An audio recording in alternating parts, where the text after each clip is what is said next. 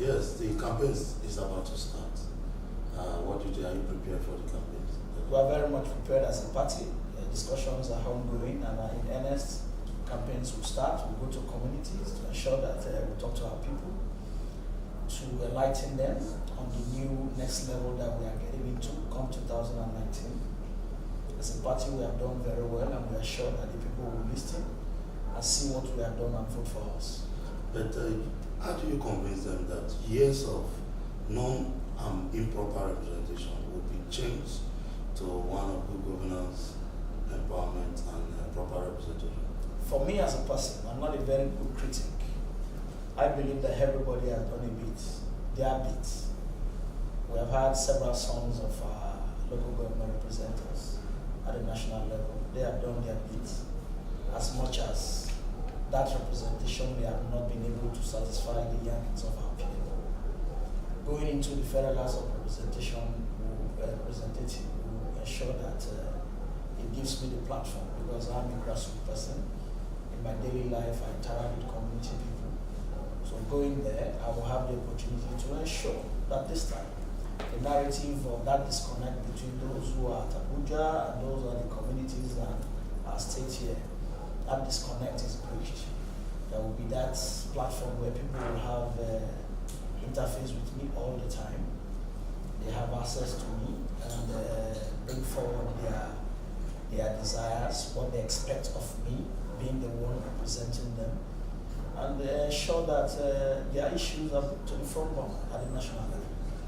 What do you think about being described as an underdog when you are going to contest against the likes of ex-Sticks, ex-Assembly, ex-Dat, ex-Tijla?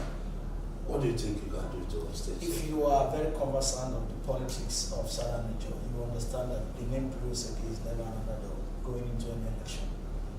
Preye Oseke, the fear of Preye Oseke is more or less the beginning of wisdom for anyone who is in office. Because why? I've always in my daily life interacted with community people to ensure that some needs of our people are met, basic needs. This has not been done by those who have been in government over the years. So in this election, I can tell you categorically that those who are afraid of this election are those who are in office. The name Preye Oseke is one name that is an household name in Southern Nigeria, because there is that relationship between the people and myself over the years. So each time I'm the one running for an elections, the people are joyous, male, female, old and young. If elections are to be done properly, any day, any time, in the middle of the night, Preye Oseke will come victorious. Then how do you look at the view of some persons in opposition describing the All Progressive Congress in Bayelsa as not existing at all? Well, you are there, we've seen crowds and crowds of supporters moving around with you. How you look at the state generally and tell us, is APC on ground in Bayelsa? I can tell you categorically that APC is on ground. You see, politics is a game where people come up with different perceptions. When they lose at some point, they come up with stories to say this is that, just to get relevance at the other level or the new marriage they are getting into. APC is on ground, because if APC is not on ground, persons like I am would not have emerged as the candidates representing APC at the federal level going into the elections. I can tell you without mincing words that if you go to every community, APC is very much on ground, because they know that this new crop of candidates that have emerged are all grassroots, from the Senate level to the House of Rep down to the House of Assembly level. So those in government who have ruled us over the years, they're the ones afraid, because they know there is a disconnect between them and the people over the years. They've not done so much. Well, they may have done the little they can, but representation is not all about Inegoa. How much of it have you taken to the people and the community? We hear they are going into communities to say this is what they have done. But I can tell you, nothing is done. There is nothing on ground to tell the people that this is what we have done. So, if the people feel that persons they have elected into office for 10 years, for 8 years, for 4 years, have not been able to do much, The right thing for them to do is to try another. And APC represent that change. And that change, I can tell you categorically, is a progressive change. Because coming out of the recession, our economy is bouncing back. Persons are beginning to have faith in this government. The propaganda you hear about the APC representing banditry, slaughter of people, for God's sake, they are all propagandas. These are tailored towards, they are stereotypes, directly manipulated arrangements to influence the next coming elections. Some persons calling PDP an job party. Sometimes I even wonder, do we even have the national chairman that is an job now? You can imagine how this plays out. It's all about stereotyping their party and covering up their inefficiencies to ensure that when they go into elections, they try to impose their will on the people. Primaries are not done in some of those parties that we're talking about. As we see, as we hear today, they are coming up with committees to ensure that people are reconciled, that if the proper thing is done, do you need anybody to be reconciled into a party? And this has been going on over the years, where people represent the people and they can't even have access to them. Development is something that is more or less far from the people. Little issues that has to do with roads, road networks, we can't find them. They tell you it's difficult terrain, but somehow, their bank accounts, there are no difficult terrains in the bank accounts. People who come into government without any money, over 3, 4, 5 months, the next thing the man is building a very big house. And you tell the people you are representing who elected you into office that times are hard. I can tell you, being a member of the All Progressive Congress, let's ask ourselves, has there been any month that the monthly federal allocation has not gone to the governors? Let's talk about it. Has there been any month? Today we hear about bailout funds getting into Gulf states. Yet, should be the way out for my take about governance is about priorities.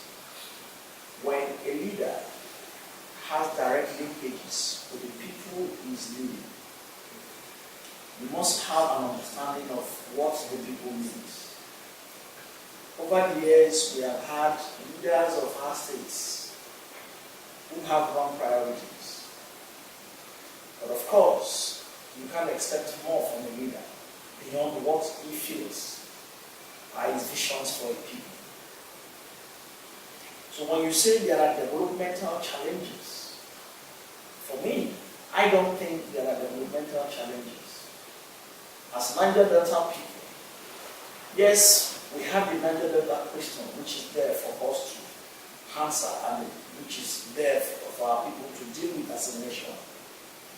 Somehow, in dealing with these Niger Delta issues, the federal government has also done a bit. Of course, the Niger Delta agitation continues. Today we have 13% derivation. I'm very proud to say I'm from the oil producing community, specifically from Ugolu. But the only government project in my community is a headmaster's building of 11 million. But here am I, living with the consciousness that 13% derivation comes to my states at the end of every 30 days. So the priorities of our leaders, right or wrong, has so much to do with the development of our people. As somebody from a oil producing community, I can tell you, we've never had the best. If you say you are a patriotic Ijoba, and you get to the national level and you are agitating that we should have a fair share of what is being produced from our place, our land, then when you come to the state and you are not replicating such to the communities that bear the brunt of the environmental degradation, will you say you are a true German? That's the question. Some of us from the oil producing communities are asking.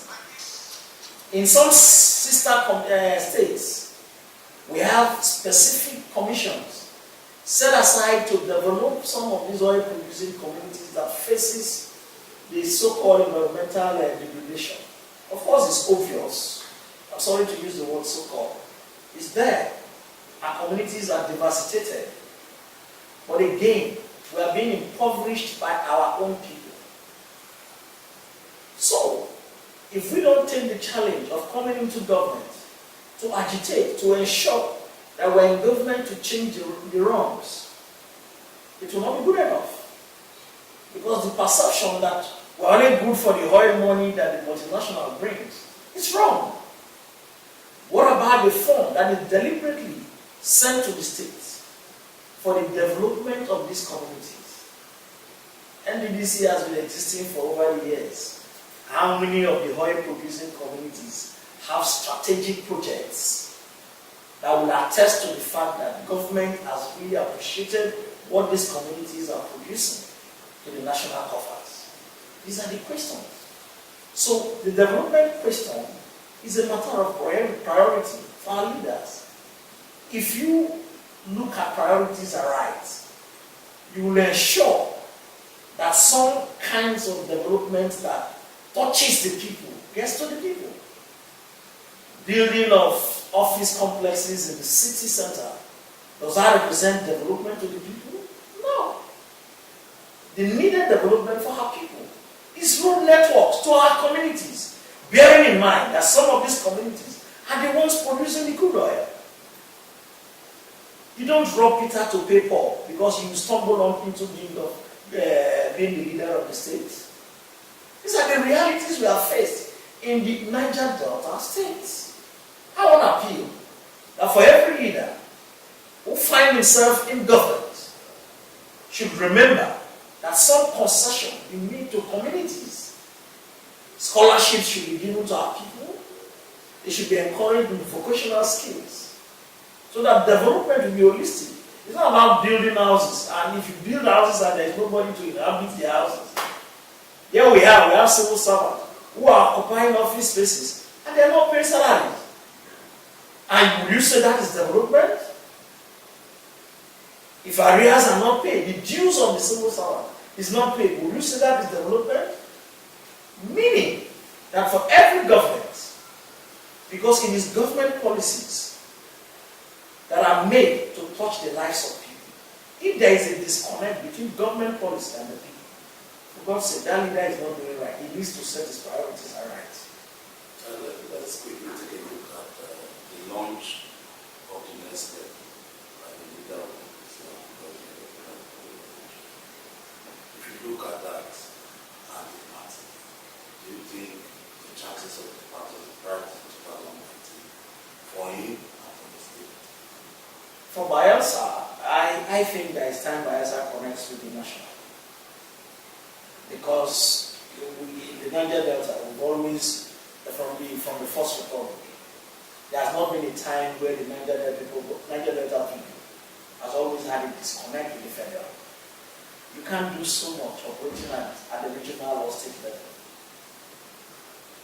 The launching of the next level, if you look at the signal points of the next level, you understand that the next level is a people-oriented, targeted policy program that will come forth as 2019 progresses.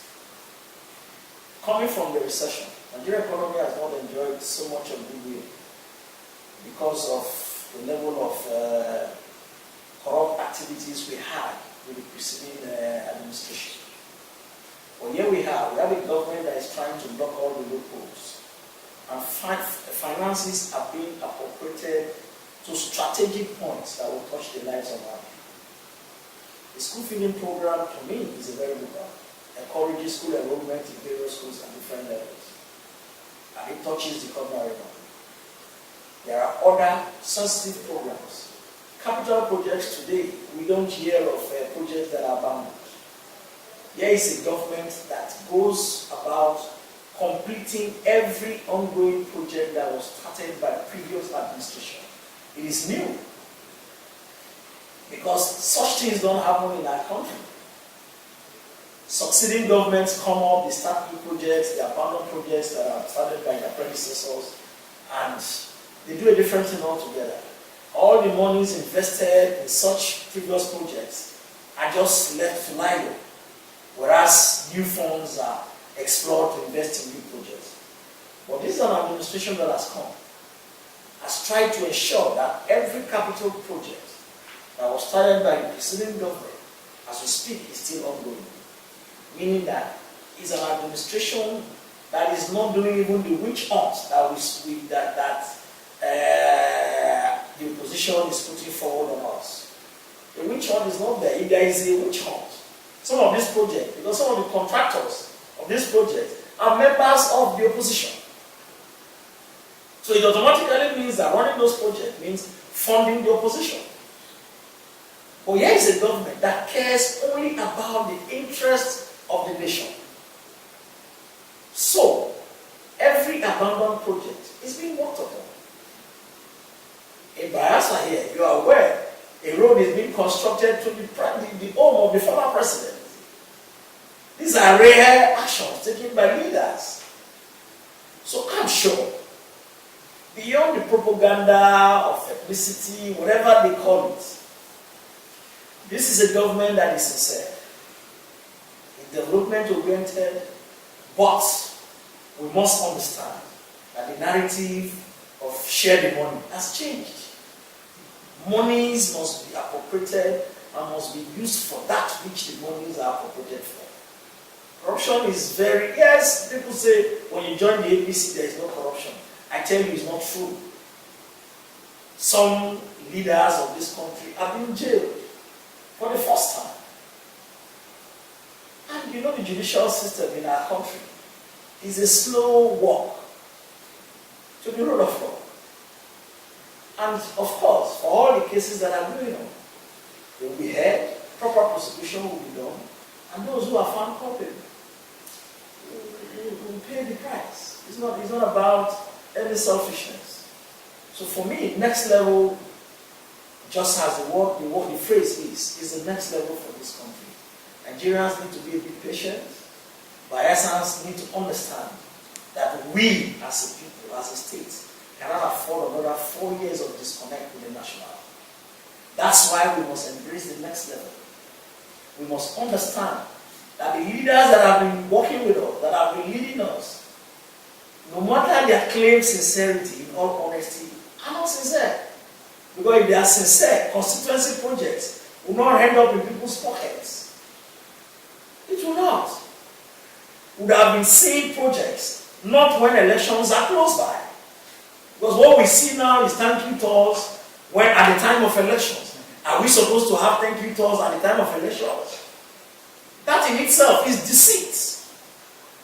If you run on elections and you get victory, the right thing to do is a year after, you go and thank the people. How can you thank the people when you are asking for something from the people? Is that a thank you? That's a gift of the Greek. Then you need to be careful. Because there is another 4 years that they will go again and come back 3 years after. So Bayelsans must understand that the ongoing thank you talk is a gift of the Greek. It's geared towards sabotaging the will of the people. The people must rise up and choose leaders that are credible this time. Stand firm, defend your votes, hold your PVC. Don't be deterred. The era of imposing leaders on our people are over. Stand by the polling unit after casting your vote. Stay close by. Ensure that the results are declared. So that when you have credible leaders, these leaders will have a connect with the people and ensure that development comes to the people. How do you explain where for 6 years a road for how many kilometers is being worked by a state government and is not completed for 6 years? Meanwhile, in just close by River State, roads and roads are being commissioned. This is not a new road. It's a road that is just being expanded. And you go back and tell the people, I'm a true his own son. I am sincere. Transparency briefings upon transparency briefings. I wouldn't know what if actually those briefings are transparent. So we as leaders must ask ourselves, it goes beyond party lines. If you must serve our people, you must show some level of sincerity. And for me, the leaders of today, ruling Bayelsa State, they are not sincere. At every level, they are not sincere, honestly. What I want to know, would Bayelsa give it to Buhari? Doubtlessly. Doubtlessly, because Bayelsa, it is going to be to the advantage of Bayelsans for us to have a connect with the national. Because at that point, we will have development that will come from the states and development that will definitely come from the national. You can't afford, we as Bayelsans can't afford another 4 years of disconnect with the federal. Yes, we have sons that are serving at the national level. But I tell you, when once you have an opposition at the state level, you can't have that smooth disconnect. So I tell you, Bayelsans have a new zeal. They are more aware. Civil servants are daily crying in their homes, even if they can't cry in the open. In our various homes and in our interactions with the ordinary Bayelsans, we are conscious, we are aware of the level of lamentations, even those in public offices, serving in government. When they leave the confines of governance, in their homes, there are lamentations because it's a different ball game altogether. They tell you monies are not for everybody, monies are not for sharing, but some persons are having fun of this money, having fun with these monies. So I think Bayelsans are zealous. They want to connect with the national. They will vote in mass. They will vote in mass for Buhari. They will vote in mass for APC, for every candidate of the All Progressive Congress. They will vote for APC. And come 2019 February, you will see that new air, the new breath of fresh air. It will come. It's a new level. Bayelsans are ready to embrace it. They will embrace it and discard this deceit that has been going on for the past 6 to 7 years now. Yes, let's take us into your plans. When elected, I'm very excited when you ask me a question like that, because over the years I've lived a selfless life, interacting with people, ensuring that some needs of our people are met at the private sector level. And going into government gives me a different platform to ensure that that consciousness that the people have a right of demand from me.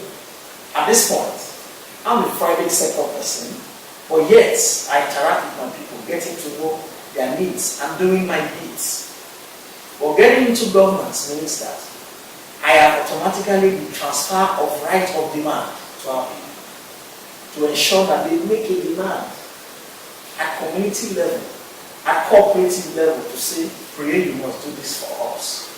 And at the national level, we must take our issues and discuss them at the front burner, at the national level. The PIB bill has been lying in the National Assembly for all these years. People are not talking about it. Here we had, the revision comes to the various Niger Delta states. How many of our governors realize that these monies are a product of the production that takes place for communities? The revision is not coming to our state because we are Niger Delta states. The revision comes to the Niger Delta states because some communities produces crude oil. Some communities have the pipelines running through their lands. Asanani Joe produces much of this crude. If you ask me, have we gotten enough? No. Are we getting enough? No. We've not gotten the best bargain. Promises of political office will not solve it. Of the funds coming to our states, I want to ask, how much of it goes to the communities? The communities should also ask this question. So Preye Oseke will ask these questions. Preye Oseke will ensure that our people have a voice at the national level. We have a president that is ready to listen, no matter what anybody says about him. And I'm going to have the opportunity of telling him we need to bring development close to our people. The Niger Delta question can best be answered when communities have a feel